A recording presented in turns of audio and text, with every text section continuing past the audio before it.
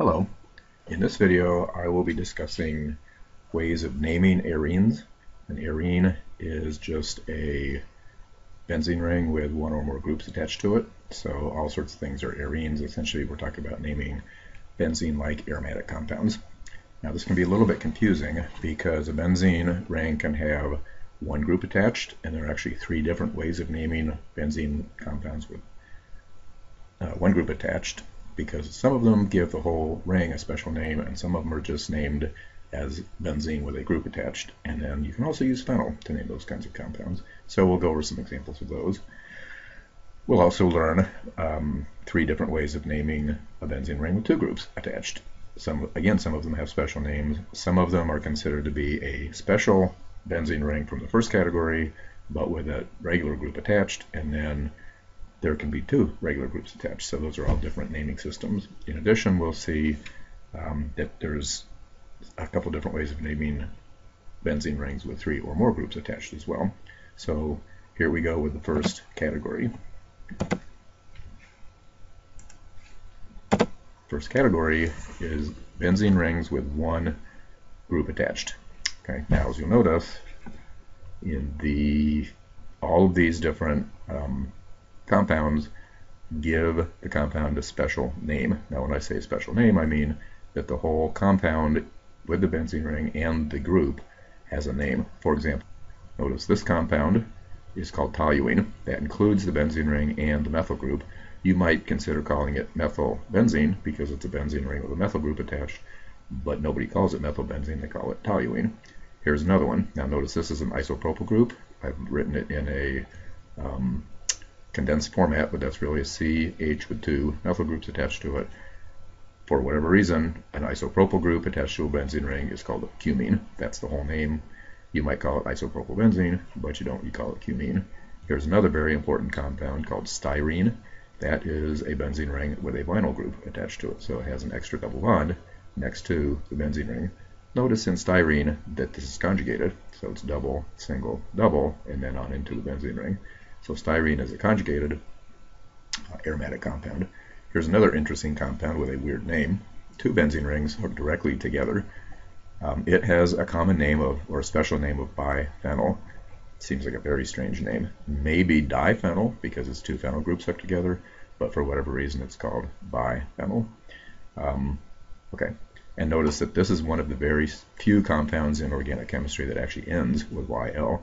We've seen lots of YLs, but they are always modifying something else like methyl cyclohexane or ethyl pentane or whatever. Well, in this case, the word ends with YL, so it's biphenyl. Okay, here are some other very important compounds with special names. This one's called aniline. It's a benzene ring with an NH2. This one's called phenol, which we've already come across. It's a benzene ring with an OH on it. Kind of makes sense since it has the OL ending. This one has a name anisole. For whatever reason, not sure why that has that name, but it's a methoxy group on a benzene ring. Benzaldehyde, you've already come across that compound, and it makes sense because it's a benzene ring, but it's just called benzaldehyde. Acetophenone, it's a ketone, methyl group and a phenyl group, so you could also call it methylphenyl ketone, but everybody calls it acetophenone. Similarly, look at this one down here, benzophenone. It's a ketone with two benzene rings directly attached. And finally, our old friend benzoic acid, which you're very familiar with. In fact, you work with it in the laboratory. And benzene sulfonic acid, which is a benzene ring with a sulfonic acid group attached. So benzene sulfonic acid.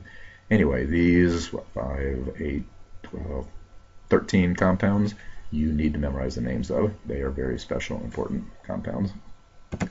Let's go to another group of organic compounds, or arenes, with one group attached, but now these do not have special names. They're just named based on the name of the group and then the word benzene.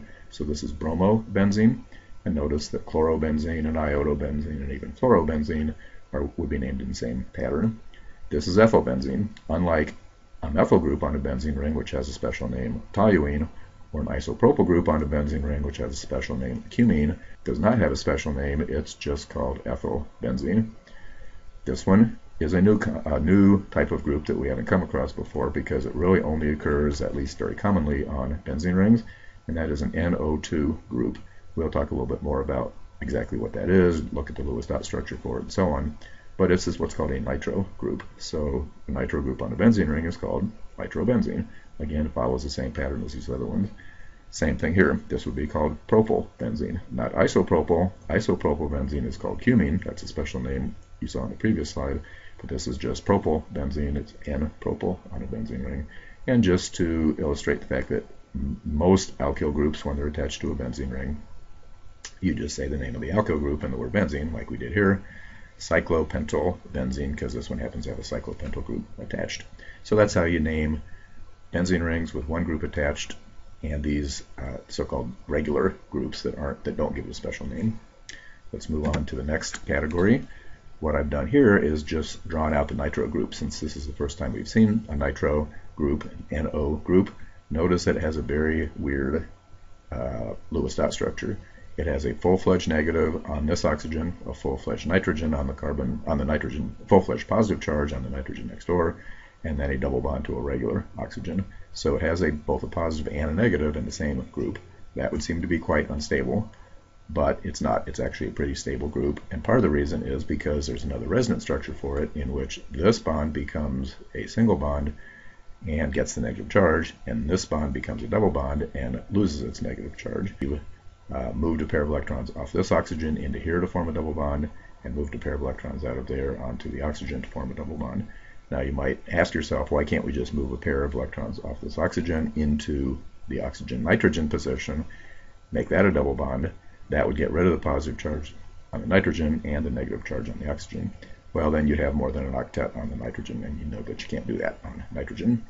Anyway, there's the nitro group, and we will be coming across it a lot more in the future. We usually won't draw it out this way. We'll just call it NO2, but you need to be aware that that's the complete structure. Okay, moving on. You can also name compounds with a benzene ring by using the special group names phenyl and benzyl, which you're already familiar with. So I've drawn a structure here, and this is one of many, many possibilities where you have a benzene ring with one group attached, but the group is a fairly complicated one. In this case, it's a 5-carbon chain with another methyl group on it and a double bond. So rather than trying to name this group and then say the word benzene, what we're going to do is name it as a 5-carbon molecule with the longest chain being 5, double bond in that chain, so we'll call it pentene, and then we'll just refer to this substituent as a phenyl group. So that would be on the 1, 2, 3, 4th carbon, so it's 4-phenyl. 3rd carbon has a methyl, so it's 3-methyl, and then 1-pentene. You can also use the group name benzyl, which, if you remember, is not a benzene ring. Unfortunately, it's a benzene ring with a CH2. So this particular compound is benzyl bromide. Again, it's a benzene ring with one group, but we're not naming it as a something benzene. We're naming it as a benzyl something. Notice also that in this compound, a benzene ring with one group, but it's a fairly complicated group. And so probably the best way to name this would be to name the 5-membered ring as cyclopentene. That's carbon number 1, that's carbon number 2, carbon number 3. We have a benzyl group. Notice that's a CH2, so a CH2 benzene ring, that's a benzyl group.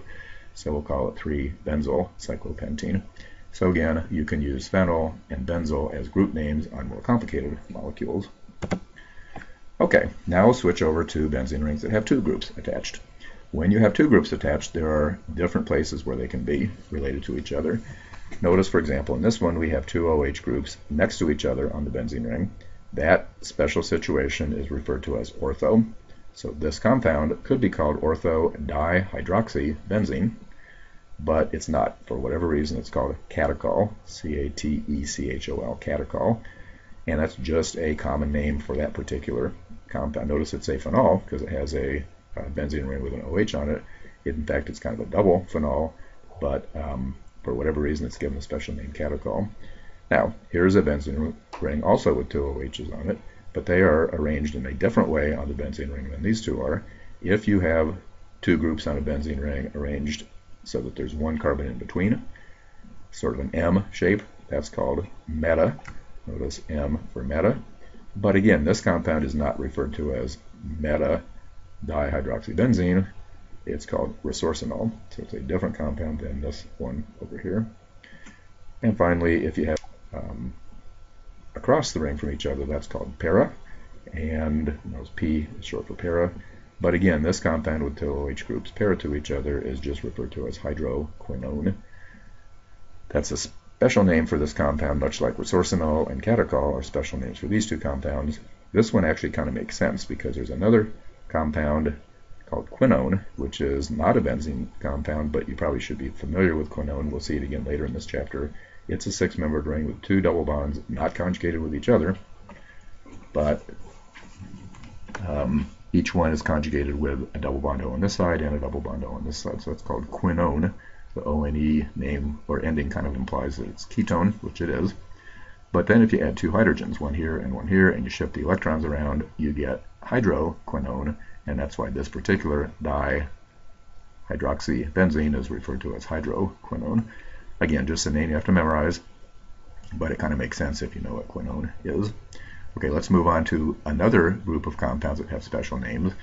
It turns out that if you have a methyl group and an OH on the same ring, you might consider calling it an hydroxytoluene, if you remember that benzene with a methyl group is called toluene, or you might call it methylphenol, if you remember a benzene ring with an OH is called phenol, but neither of those names is actually used. Instead, this has yet another special. Sol is a general name for a benzene ring with an OH and a methyl. Since they are ortho to each other in this particular case, we're going to call it O-cresol, or pronounced ortho-cresol, because the two groups are next to each other. In this one, again, you have a methyl and an OH, so again, it's called cresol, but now the two groups are meta to each other, so we call it M-cresol or meta-cresol. And finally, if the OH and the methyl group are para to each other, we call it P-cresol. Okay, now notice the fundamental difference in the way these compounds are named as opposed to these compounds. These three all have the same name. They're called cresol, and the only way of distinguishing between them is O-cresol, M-cresol, and P-cresol. These three compounds do not have the same name. They have three completely different names: catechol, resorcinol, and hydroquinone. Again, just one of those weird little things that happens in organic chemistry, and basically that's it for the special groups with two, or special names with two groups attached. So let's move on to another set of compounds where you have two groups attached to the benzene ring, one of them being a, quote, normal group, meaning doesn't supply it with a special name, and one being a so-called special group. So, for example, and there are many, many examples of these kinds of things, but I've just picked out a few of them here. Notice if we have an OH on the benzene ring, then we call it phenol, because that's one of those special names that you learned in the previous slide, but we're going to add a nitro group also on the benzene ring. That does not give it a special name, so what we're going to do is simply name this as if it were phenol, but that it has a nitro group on the second carbon away from the OH, so we're going to call it 2-nitrophenol. In other words, we're going to use a numbering system like the IUPAC system, and because this is the special name of phenol, that carbon automatically becomes number 1, where the OH is. The carbon next to it then becomes number 2, so we call it 2-nitrophenol. Or you can refer to it as ortho-nitrophenol because the two groups are ortho to each other. Similarly, here's a benzene ring with a special group. That's the carboxylic acid group, and you have learned that the whole compound with a benzene ring and the carboxy group is called benzoic acid. But this has a bromine then on the third carbon, if that's number 1, 2, 3. The third carbon has a bromine on it, so we call it 3-bromobenzoic acid. Or if you want to, you can realize that the two groups are meta to each other and call it meta-bromobenzoic acid. Finally, I've chosen another one with a special name. If you have a benzene ring with an NH2, we learned a couple slides ago that that's called aniline. But in this case, we have a non-special group, the ethyl group, on the fourth carbon away from the first carbon, that's the first carbon because that's the special group that makes it aniline. So that's 1, 2, 3, 4 for ethyl aniline, or you could call it para-ethyl aniline because the two groups are para to each other. Let's move on to a rare case that we find where there are two groups, both of which give it a special name. Like, for example, in this one we have a phenol, or we have an OH on it, in which case we could call it phenol, or we also have a carboxylic acid on it, in which case we could call it benzoic acid. So are we going to call it hydroxybenzoic acid, or are we going to call it carboxyphenol, indiphenol? Notice that's, 2-hydroxybenzoic acid. That's the number 1 carbon because that's the group that makes it benzoic acid. And then if we number over here to number 2, it has a hydroxy group on it, so it's 2-hydroxybenzoic acid, or again, ortho-hydroxybenzoic acid. Similarly, we have an OH group on this ring and a isopropyl group. The isopropyl group makes it cumene, the OH group makes it phenol. So are we going to call it hydroxycumene, or are we going to call it isopropyl phenol? Well, it turns out of those two, the OH group is more important, and you would have predicted that already. So we're going to name it as phenol, and then it also has an isopropyl group on it. So should we call it isopropyl phenol with a 3 in front? No. Ideally, the 3 makes it an IUPAC name. So remember, we can't really use isopropyl. We have to go back on that thing where we, number the system within the system, so to speak. And so an isopropyl group is also known as a 1-methyl-ethyl group. So because this is technically an IUPAC name, we're going to call it 3, and then in parentheses, 1-methyl-ethyl phenol. Or we can fall back on the common system and meta-isopropyl phenol. Now it's okay to use the isopropyl because this is actually a common name. Keep in mind that the O, M, and P names are common names, not IUPAC. If you want to use IUPAC, you use numbers. Okay, and finally, here's just another example of what we've been talking about. This group makes the benzene ring acetophenone. This group makes the benzene ring toluene. So which one do we actually use? Well, we use acetophenone because a ketone is more important than a methyl group. So we're going to call it 4-methyl acetophenone. So that's carbon 1, 2, 3, 4, or p-methyl acetophenone. Okay, so that's how we name benzene rings with 2 groups attached. Now, what if you have a benzene ring with 2 groups attached and neither one of them gives it a special name? Like, for example, a nitro group and a bromo group. We're just going to call it bromo-nitro-benzene, but we have to have a numbering system. So how do we decide which one is number 1? Well, you do it alphabetically. So the bromine comes first in the alphabet over the nitro, so we call it 1-bromo, 2-nitro-benzene. Or we can fall back on the common system and call it ortho-bromo-nitro-benzene. Now we don't need numbers because the 2 groups are ortho to each other. We just call it ortho-bromo-nitro-benzene. Here's another example, a cyclopentyl group and an ethyl group, neither one of which gives it a special name. So we'll just call it cyclopentyl ethyl benzene, but we need to have some way of telling where are they attached relative to each other. So alphabetically, cyclopentyl comes before ethyl, so we'll call it 1-cyclopentyl 3-ethyl benzene, or meta-cyclopentyl ethyl benzene. And I've made a note here, you number and list the groups alphabetically. Very simple system. Notice in this one we have 2 non-special groups, in other words what we call regular groups that are the same as each other. So we just have to use the di nomenclature, chlorobenzene, or para-dichlorobenzene. If you have 2 groups the same, you can always call them di. Or for that matter, if you had 3, you could use the tri system.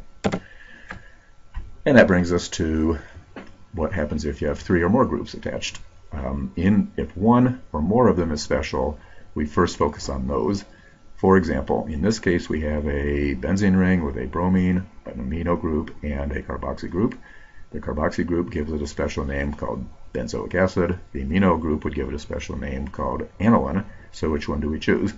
Well, it turns out carboxylic acid groups have higher priority than amino groups. So we're going to call it benzoic acid, and we're going to number it from that one as number 1. Because since we're calling it benzoic acid, the carbon where the benzoic acid group is number 1. And then we number around whichever way gets us to the first branch point first, and that happens to be the bromine, so that's number 2, 3, 4, and then we get to the amino group at number 5. Now we're going to list them in the name in alphabetical order. So amino comes first in the alphabet, and so we call it 5-amino, 2-bromo benzoic acid. We don't number it towards the one that comes first in the alphabet. We number it towards the one that comes closer. So that one is 2, 3, 4, 5, 5-amino, 2-bromo benzoic acid. In this case, we have 4 groups attached, 3 of which give them special names. Methyl would call it toluene. There's another methyl that would also call it toluene, and this is an OCH3, which would call it anisole. Remember that one with an OCH3 is a special name, which calls it anisole. That takes precedence over the methyl groups. And because we're naming it as anisole, that's carbon number 1. Now, how do we decide which way to number around? Should we number this way and get to the chlorine at number 2, or should we number this way and get to the methyl group at number 2? Well, since they're both the same distance away from number 1, we have to keep going. If we keep going, then we get to the next branch point at carbon 3. If we go this way, get to the next branch point at 1, 2, 3, 4, 5. If we go this way, so we'll want to go this way. And so that's carbon number 1. We have a methyl group at carbon 2, another methyl group at carbon 3, so we call it 2,3-dimethyl. And since C comes before M in the alphabet, we'll put this first in the name, but it's number 6 because we numbered this way: 1, 2, 3, 4, 5, 6, and so it's 6-chloro. Okay, let's move on. If we have 3 or more groups in which none of them gives a special name to it, like for example chlorines, bromines, nitro groups, ethyl groups, not special names, how do you handle that? Well, here's the rule, and it's a little complicated. You number from the lowest alphabetically. So in this case, bromine is lower alphabetically than bromine comes first in the alphabet, so we're going to name it with that one as number 1 or that one as number 1, since B comes before C in the alphabet. But how do we decide which of those two to number as number 1? Well, by choosing which one would get us to the next branch point as soon as possible. If we choose that one as number 1, we get to the second branch point right at carbon number 2. If this is number 1, we don't get to the second branch point until carbon number 3. So obviously we want to use this one. So that's 1, 2, 3, 4. And then we list them in the name in alphabetical order. So since B comes before C in the alphabet, we'll list the bromines first at carbons 1 and 4. So 1,4-dibromo. And then the chlorine at carbon number 2, 2-chloro. And then just say the word benzene. Notice this example I've written here. Non-special groups, a chlorine, a nitro, and an ethyl group. We're going to number the one that comes first in the alphabet, which would be C for chlorine, as number 1. Then which way do we number around? Well, we get to the next branch point at number 3 that way, or the next branch point at number 3 that way. Well, we again use the alphabet to decide. So since ethyl comes before nitro in the alphabet, we'll number around this way. So it's 1, 2, 3, 4, 5. So the nitro's at number 5, the ethyl's at number 3, and the chlorine's at number 1. So it's 1-chloro, and again listing them in alphabetical order: 1-chloro, 3-ethyl, 5-nitro, benzene. And that's the end of the show. Thank you for your attention.